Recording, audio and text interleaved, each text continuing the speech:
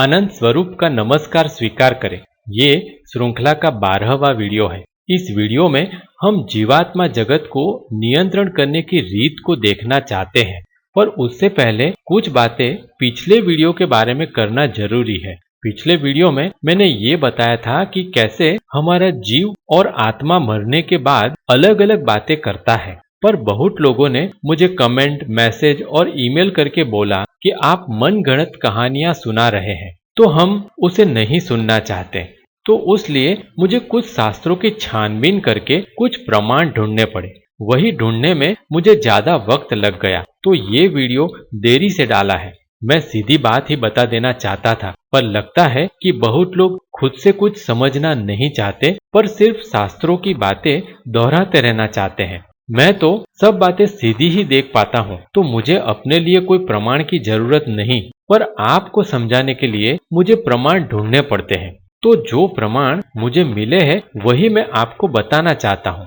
पिछली 11वीं वीडियो में मैंने बताया था कि जब एक शरीर मर जाता है तो उसका जीव और आत्मा दोनों भटकता रहता है, और ये भी बताया था कि जीव के भाग हो जाते हैं और अलग अलग भाग अलग अलग शरीर में जा सकते हैं। ये भी बताया था कि अगर जीव कुछ बात को बहुत जोर से पकड़ ले तो वह पूरा करने के लिए उस प्रकार का दूसरा जन्म लेता है। और ये भी बताया था कि आत्मा को पहले सांत्वना दी जाती है, फिर उसे समझदार आत्माओं के पास ले जाया जाता है। वहां उसने जो गलती की हो वह उसे बताई जाती है। अब ये बातें लोगों को मानने में तकलीफ हो रही है, तो मैं उसका शास्त्रीय प्रमाण आपको बताना चाहता हूँ।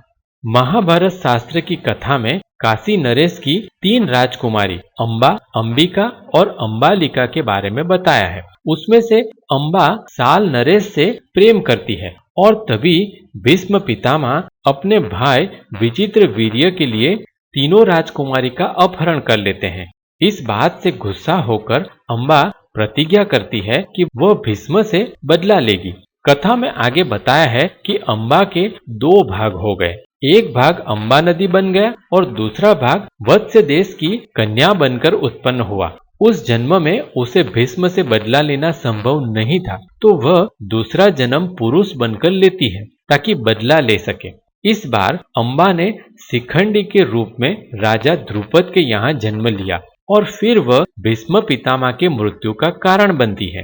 महाभारत कथा में अंबा का शिखंडी बनकर जन्म लेना और भीष्म से बदला लेना, ये पूरी कहानी आप YouTube पर पैन भक्ति चैनल में जो महाभारत टीवी सीरियल के वीडियो रखे हैं उसमें भी भाग 70 में देख सकते हैं। तो अब ये कहानी और मैंने जो कहानी बताई उसमें क्या फर्क है? मैं कहता हूँ कि लड़का ए के जीव का भाग हो सकता है, तो यहाँ अंबा के जीव का भी 2 भाग बताया है। मैं कहता हूँ कि लड़का ए लड़की बी से बदला लेने फिर से जन्म लेता है, तो यहाँ अंबा भीष्म से बदला लेने जन्म लेती है। अब दूसरी बात मैं कहता हूँ कि हमें देखने के लिए देवदूत जैसी आत्मा होती है, और मरने के बाद ऐसी जगह ले जाया जाता है जहाँ समझदार आत्मा उसे समझाती है। तो वह बात भी गरुड़ पुराण में बताई है कि हर मनुष्य के आसपास श्रवण नामक आत्मा रहता है। वह किसी को दिखाई नहीं देता। ये स्वर्गलोक, मृत्युलोक, पाताललोक आदि में भ्रमण करते हैं और मनुष्य के अच्छे बुरे कर्मों को देखते हैं। जब यमदूत किसी आत्मा को यमलोक ले जाते हैं तो उससे पहले वे यमपुरी के द्वार पर चित्रगुप्त के पास ले जाते हैं। बाद में यमराज चित्रगुप्त से उस आत्मा के अच्छे बुरे कर्मों का हिसाब पूछते हैं। चित्रगुप्त के पास एक पुस्तक होती है जिसमें आत्मा के जीवन की सारी जानकारी होती है। उसके मुताबिक उसे आगे का जीवन मिलता है। तो यहाँ आप देख सकते हैं कि मैंने जो बात बताई है वह सब शास्त्रों में लिखी ही है। मैं शास्त्रों की ज्यादा बात नहीं करना चाहता, वह मैंने तीसरे नंबर के वीडियो में ही बताया है। और जब मैं एक धर्म पुस्तक या गुरु की बात करता हूँ तो दूसरे धर्म और गुरु वाले उसके खिलाफ बोलने लगते हैं। तो मैं चाहता हूँ कि मैं मेरा अनुभव सीधा ही बताऊं, ताकि जो लोग खुले मन से बातों को जांचना चाहते हैं वह समझ सके। पर लोग गुरुओं और शास्त्रों में ऐसे उलझ गए हैं कि अपने पैरों पर खड़ा होना ही भूल गए हैं। ये वीडियो में भी हम जो जीवात्मा जगत को नियंत्रण करने की रीत देखना चाहते हैं, उसमें भी मुख्य बात यही है कि हमें खुद के पैरों पर खड़ा होना है और देव और दानव दोनों के विचारों को छोड़ देना है। जब हम दोनों के विचार छोड़ेंगे तभी परमात्मा से सीधा ज्ञान प्राप्त कर सकेंगे। पर यह सीधी सी बात लोगों के समझ में नहीं आती, तो एक एक बात को पकड़कर दिखाना पड़ता है कि ये जो मान्यता आप मान रहे हो उससे ये तकलीफ खड़ी होती है। अगर साधक समझ जाए तो बाहर निकल आता है, नहीं तो जीवन मरण के चक्र में फंसा ही रहता है। मैंने पिछले माया वाले वीडियो में भी ये बात बताई कि अगर हम हमारी सब मान्यता को एक साथ छोड़ सके तो मुक्ति अभी मिल जाए, पर हमारी मान्यताओं को छोड़ना इतना आसान नहीं है। तो मैं एक एक बात को पकड़कर बता रहा हूं कि उसमें क्या क्या तकलीफ है। जब लोग सुनते हैं कि वह जो मानते हैं वह गलत है, तब वह लोग बिना छानबीन किए बात को अपने ईगो पर ले लेते हैं और लड़ने लगते हैं। पर ये सब वीडियो में मैं एक भी बात ऐसी नहीं बता रहा जो मन गढ़ंत हो। मैं यहाँ जो बता रहा हूँ वह सब मेरे ध्यान में मिला ज्ञान है। मैं ये सब इसलिए बता रहा हूँ कि आपका रास्ता आसान हो। मैं भी पहले बहुत से गुरु बाबा और संस्था में फंसा हुआ था। बहुत सा ऐसा ज्ञान था जिसे मैं परमात्मा से मिलने वाला ज्ञान समझ रहा था। बाद में पता चला कि ये तो जीवात्मा जगत के पुरुष चित्त वालों की ओर से लिखाए गए नकली शास्त्र हैं, जो कि मनुष्य जात को भ्रमित करने के लिए लिखे गए हैं।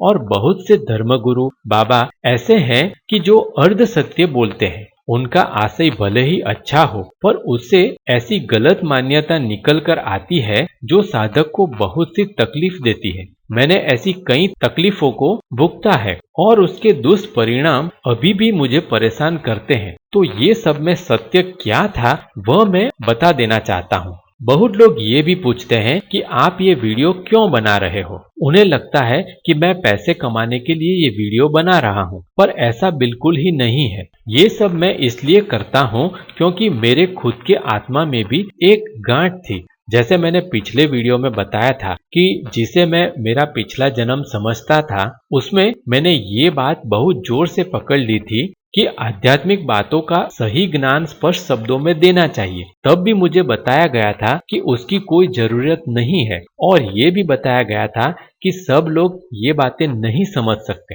तो उन्हें गलत मार्ग पर जाने देना ही पड़ता है। उसका कोई उपाय नहीं है। हजारों वर्षों से वेद पुराण तोरा और महाभारत जैसी कई धार्मिक पुस्तकों में सब बातें लिखी ही है, पर लोग उसे समझ नहीं रहे। तो मेरी बात का क्या मूल्य है?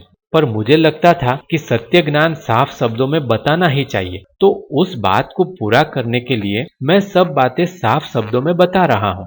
पर मैंने भी ये देखा कि ज्यादातर लोग कुछ न कुछ उल्टा ही समझ लेते हैं। तो मेरे आत्मा में पड़ी गांठ तो निकल गई, पर जो काम मैंने शुरू किया था वह पूरा कर रहा हूँ।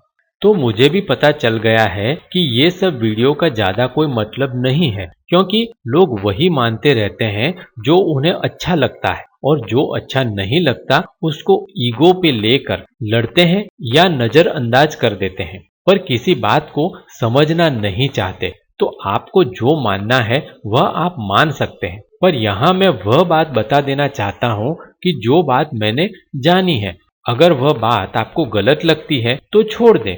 चलिए तो जीवात्मा जगत को नियंत्रण करने की रीत के विषय को आगे देखें। जैसा मैंने वीडियो नंबर 9 में बताया था कि परमात्मा के विचारों को सीधा पकड़ने में जीवात्मा जगत के देव और दानव योनि के विचार बाधा रूप है। हमने हमारा मन ये विचारों से इतना भर लिया है कि परमात्मा का मौलिक विचार हमें पता ही नहीं चलता। तो जीवात्मा जगत को नियंत्रण करने की रीत में सबसे पहली बात यह है कि हमारे शरीर में पड़े जीवात्मा जगत के विचार, या जिसे हम जीव के भाग यानी सोल पार्ट भी कह सकते हैं, उसे निकालना पड़ेगा। उसके लिए ओशो के सक्रिय ध्यान, जाति स्मरण, past life regression therapy, clinical hypnotherapy, spiritual channelling, soul healing वगैरह सब विधि है। ये सब विधि में भी थोड़ी थोड़ी तकलीफें हैं, तो वह सब बातें अब हम देखें। जैसा मैंने ये श्रृंखला के 9 नंबर के वीडियो में और विपस्सना वाले वीडियो में भी बताया है कि जब हम ध्यान करना शुरू करते हैं तो हमारे शरीर में पड़े सोल पार्ट हमारे मन में आने लगते हैं। यानी ध्यान शुरू करते ही हमारे मन में बहुत सारे विचार आने लगते हैं और हमें वह सब विचारों को छोड़ देना होता है। किसी भी विचार के पीछे जाना नहीं होता। अगर हम विचारों को छोड़ सके तो ध्यान में सफलता मिलती जाती है, और अगर विचारों के मुताबिक चलते गए तो ज्यादा उलझ जाते हैं।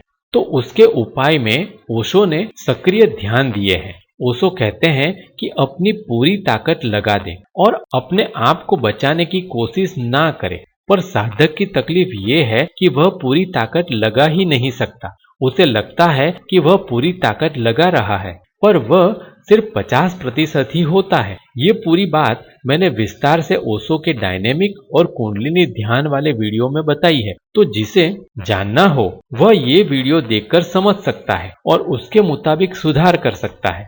अब आते हैं जाति स्मरण की ओर। ऐसा कहा जाता है कि भगवान बुद्ध ने जाति स्मरण का प्रयोग दिया था। जाति स्मरण में साधक खुद ध्यान में अपने पिछले जन्मों को देखने की कोशिश करता है।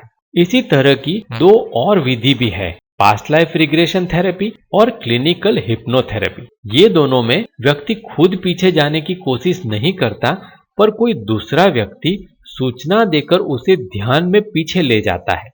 और जब व्यक्ति गहरे ध्यान में चला जाता है तो उसके शरीर में पड़े सोल पार्ट आगे आने लगते हैं, और जो व्यक्ति उसे सूचना दे रहा है वह उसे बोल के समझाता है। ये तीनों विधि में होता यह है कि हमारे शरीर में पड़ी दूसरी आत्मा के सोल पार्ट मन में आने लगते हैं या शरीर के मुख का उपयोग करके बोलते हैं। अगर साधक जाति स्मरण का प्रयोग कर रहा है तो उसे वह विचार को देखकर निकाल देना होता है, और अगर कोई व्यक्ति उसे सूचना देकर पीछे ले गया हो तो वह व्यक्ति उस सोल पार्ट से बात करता है और उसे समझाकर निकाल देता है। उदाहरण के तौर पर ऐसा सोचें कि जब व्यक्ति ध्यान में गहरा जाता है तो उसके शरीर में पड़ा कोई सोल पार्ट बाहर आता है। ऐसा सोच ले कि वह सोल पार्ट में ऊंचाई से गिरकर मर जाने की याद है, तो वह ये बताता है कि मुझे ऊंचाई से डर लग रहा है। तब साधक को या जो सूचना दे रहा है उसे ये करना चाहिए कि उससे बात करें कि ऊंचाई से गिरने के बाद भी सिर्फ उसका शरीर मरा है, वह नहीं मरा। अगर सोल पार्ट समझ जाए तो उसे जीवात्मा जगत में भेज दिया जाता है। अगर आप ये पूरी विधि के बारे में विस्तार से जानना चाहते हैं तो बहुत सारी पुस्तक है, पर यहाँ पर मैं आपको 3 पुस्तकें बताना चाहता हूँ। अगर आप ये पढ़ेंगे तो आपको ये पता चलेगा कि ये विधि में कैसे शरीर में से सोल पार्ट को निकाला जाता है। पहला पुस्तक है remarkable healing by Shakuntala Modi. दूसरा पुस्तक है unquiet dead by Edith Fiore. तीसरा पुस्तक है healing lost souls by William J Baldwin. अब मैं आपको ये पुस्तकें सिर्फ इसलिए बता रहा हूँ कि आपको पता चले कि ये एक प्रचलित विधि है कि हमारे शरीर में पड़े सोल पार्ट को निकाला जाता है। अब मैं ये बताना चाहता हूँ कि ऐसी विधि में समस्या क्या है। ये सब विधि में सबसे बड़ी समस्या ये है कि सोल पार्ट की जगह पर बाहर घूमती हुई दूसरी आत्मा अच्छी आत्मा होने का झूठा दावा करके साधक और सूचना देने वाले दोनों को उल्लू बना देते हैं। जब कोई पास्ट लाइफ में जाता है तो वह नकली आत्मा ऐसा दावा करती है कि वह बहुत फेमस आदमी या औरत थी।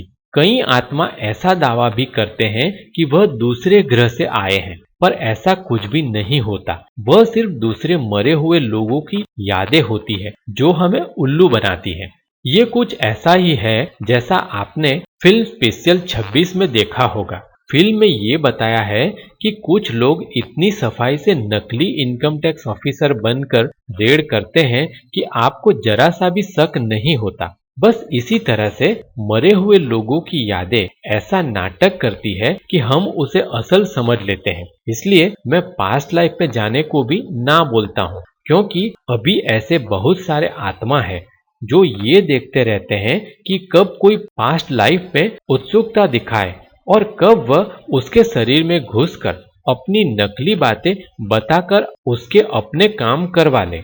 अब आप इस बात का भी प्रमाण मांगोगे, तो मैं कुछ शास्त्रों का प्रमाण देना चाहता हूं कि जो आपको बताएगा कि ऐसे नकली आत्मा होती है जो हमें उल्लू बनाती है।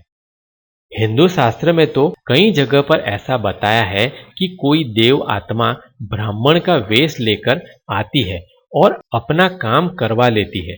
बाइबिल और कुरान में ऐसे किस्से भी लिखे हैं जहां बताया गया है कि दूसरी आत्मा भी स्वर्गदूतों का वेश लेकर आकर नकली बातें करवा लेती है। बाइबिल में कोरिन्थियों के दूसरे पत्र के अध्याय 11 के 14 में लिखा है, क्योंकि शैतान भी स्वर्गदूत का मास्क धारण करता है। यानी बताया गया है कि नकली आत्मा अच्छी आत्मा होने का दावा करती है।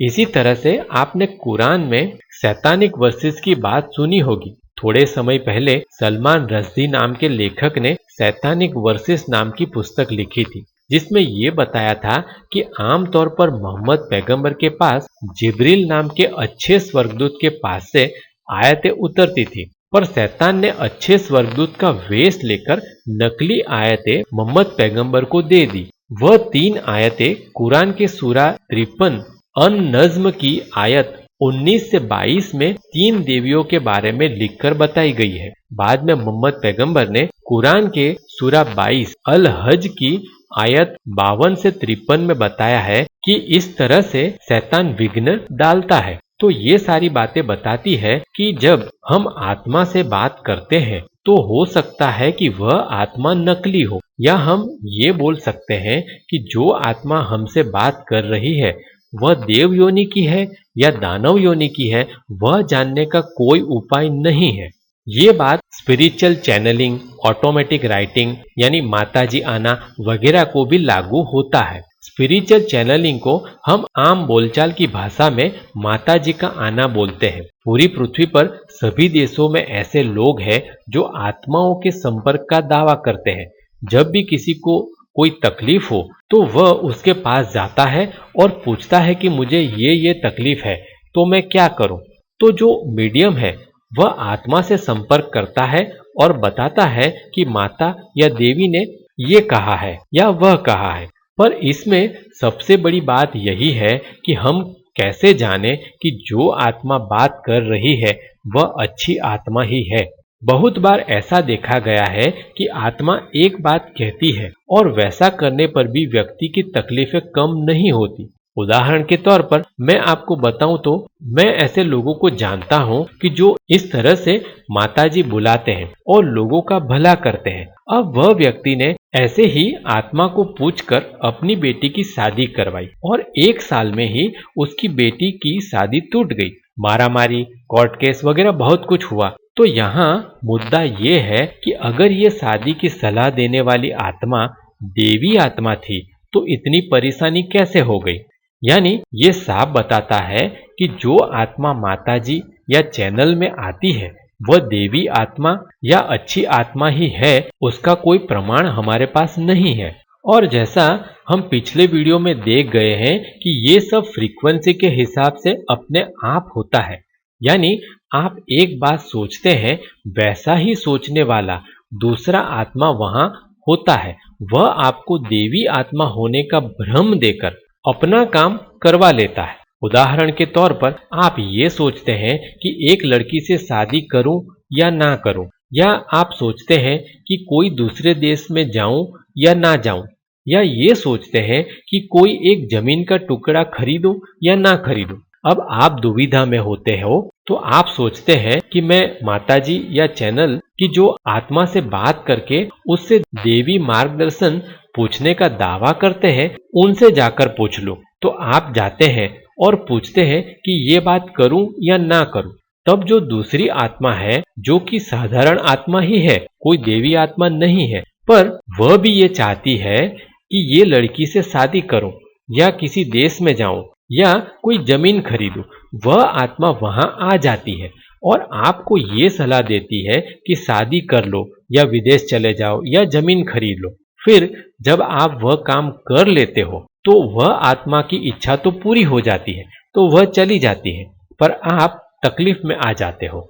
इसी तरह से अगर आप पास्ट लाइफ रिग्रेशन थेरेपी या क्लिनिकल हिप्नोथेरेपी की विधि पसंद करते हो तो उसमें भी आत्मा आपके मुंह से बोलने लगती है और आपको ऐसा यकीन दिला देती है कि वह जो बात बता रही है वह आपका पिछला जन्म था। तो आप उसे सच मानकर काम करने लगते हो। उदाहरण के लिए जो हम देख रहे हैं उसी में देखें तो अगर आप एक लड़की से शादी के लिए पूछ रहे हो तो आत्मा आपको झूठ मूठ ये बता सकती है कि वह लड़की आपके पिछले जन्म का प्रेम है। आपने शादी करना चाही थी और नहीं कर पाए, तो अब इस जन्म में शादी कर लो। पर जब आप शादी कर लेते हो और वह आत्मा आपके शरीर के द्वारा वह लड़की के शरीर को भोग लेता है, तब वह आत्मा तो चली जाती है पर आप तकलीफ में आ जाते हो। तो ये पूरी बात कहने का मेरा तात्पर्य सिर्फ इतना है कि ऐसे पास्ट लाइफ रिग्रेशन, चैनलिंग या आत्माओं के चक्कर में ना पड़े। ऐसी सब विधि में जो आत्मा आती है और आपसे बोलती है वह कौन है वह कोई नहीं जानता। इसलिए कभी अच्छी आत्मा भी आ सकती है तो कभी बुरी आत्मा भी आ सकती है, उसके कोई प्रमाण नहीं है। तो जो बात का प्रमाण नहीं है उसको हम कैसे सच मान लें। अब ये सब बहुत बड़ा बिजनेस हो गया है तो बहुत लोग मेरे खिलाफ हो सकते हैं, पर ये ही सत्य है तो मैं वह बोलने पर मजबूर हूं। मुझे बताना था तो मैंने बता दिया, आगे आपकी मर्जी। तो अब ये प्रश्न होता है कि अगर हमारी समस्या के लिए किसी आत्मा को पूछ नहीं सकते तो फिर क्या करना चाहिए। उसका उपाय मैं पहले ही बता चुका हूं कि हमें सिर्फ बैठे रहना है और विचारों को पकड़कर काम नहीं करना। अब इसमें एक बात ये भी याद रखनी है कि कोई काम नहीं करना वह 7 चक्रों के विचारों को लागू होता है। यानी हमने पहले जो 7 चक्र देखे उसमें जो जो विचार और भावनाएं देखी, वह सब विचार और भावनाओं में कुछ नहीं करना, सिर्फ बैठे रहना है। मैं ये सामान्य विचारों की बात नहीं कर रहा हूं पर 7 चक्रों के विचारों की बात कर रहा हूं, ये बात याद रखना। तो पहली बात हो गई कि विचारों को पकड़कर उसके मुताबिक काम नहीं करना, उसके साथ साथ अपने शरीर और मन को प्रोटेक्ट करना है। मैं पहले ही बता चुका हूं कि उसके लिए आपको ब्लू हीलिंग लाइट मेडिटेशन में जैसा मैंने बताया है वैसे अपने आप को प्रोटेक्ट करना है और ये दिन भर करते रहना है। जब भी आपको डर लगता है या आपको ऐसा लगता है कि मुझे मदद की जरूरत है, तब तुरंत ही आंख बंद करके अपने आप को प्रोटेक्ट कर लें। या आप आंख खुली रखकर भी अपने मन में दोहरा सकते हैं कि हे परम ऊर्जा मुझे प्रोटेक्ट कर, और यहाँ ऐसी कोई भी आत्मा हो उसे यहाँ से दूर कर। दूसरी बात है कि हमें अपने शरीर और मन में पहले से पड़े सोल पार्ट को निकाल देना है। उसके लिए ओशो के सक्रिय ध्यान पूरी ताकत से कर सके तो बहुत अच्छा है। अगर वह आप नहीं कर सकते तो जैसा मैंने परम चैतन्य वाले ध्यान में बताया है वैसे ध्यान में ऊर्जा को अपने शरीर में घुमा ले और घुमाते समय और बाद में भी जो अनुभव हो या विचार आए उसे जाने दे, उस पर ध्यान ना दे, उसे निकाल दे। ऐसा सोचते रहे कि मुझे इसमें कुछ करना नहीं है, ये मेरा विचार है ही नहीं। और तीसरी बात ये करें कि परम ऊर्जा से सकारात्मक ऊर्जा को मांगे कि हे परम ऊर्जा मेरे शरीर, मन और मेरी अगल बगल की सारी जगह और मेरे घर दफ्तर सभी जगह को सकारात्मक ऊर्जा से भर दे। ये विधि भी मैंने ये वीडियो में बताई है तो वह सब देखकर आप कर सकते हैं। ये सब करते रहने पर थोड़े महीनों में परिस्थिति जरूर बदलेगी। मेरी अपनी परिस्थिति भी इसी से बदली है तो मैं ये दावे के साथ कह सकता हूँ कि ये विधि काम करती है। तो अगर आप उसे करके देखोगे तो आपको पता चलेगा। तो ये जो 3 बातें मैंने बताई वो 3 बातों को आप करते रहें। आगे के वीडियो में हम ये देखेंगे कि ज्योतिष, न्यूमेरोलॉजी, टैरो कार्ड, प्रेतात्मा, डायन, चुड़ैल, देवदूत वगैरह सब क्या है, वह हमें कैसे असर करते हैं और हम कैसे बच सकते हैं। ये वीडियो देखने के लिए आपका बहुत बहुत आभार। ये वीडियो आपको पसंद आया हो तो लाइक, शेयर और सब्सक्राइब जरूर करें। मेरे दूसरे सभी वीडियो आप मेरी चैनल में प्लेलिस्ट में जाकर देख सकते हैं। धन्यवाद।